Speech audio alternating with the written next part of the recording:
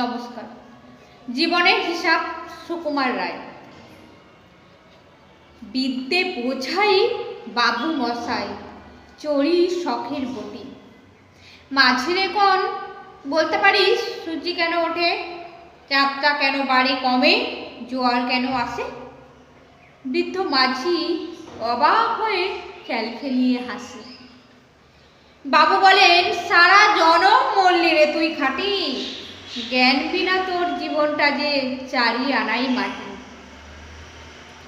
খানিক বাদে কহেন বাবু, বলতো দেখি ভেবে, নদীর ধারা কেমনে আসে পাহাড় হতে নেবে? বলতো কেন লবণ পড়া সাগর ভরা পানি? মাঝি সে কয়, আরে মশাই অত কি আর জানি। বাবু বলেন, এই বয়সে জানিস নে ও তাকি, জীবনটা তোর নেহাত খেলো অষ্ট আনাই ফাঁকি। আবার ভেবে কহেন বাবু, বলতো রে বুড়ো, কেন এমন নীল দেখা যায় আকাশের ওই চূড়ো? বলতো দেখি, সূর্য চাঁদে গ্রহণ লাগে কেন?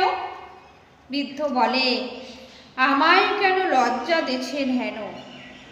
বাবু বলেন, বলবো কি আর বলবো তোরে কিতাব, দেখছি এখন জীবনটা তোর 12 আনাই বৃথা।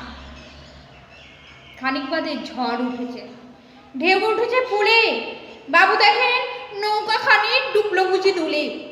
মাঝিরে কন, এ কি আপদ ওরে ও ভাই মাঝি, ডুবলো নাকি নৌকা, এবার মরবো নাকি আজই?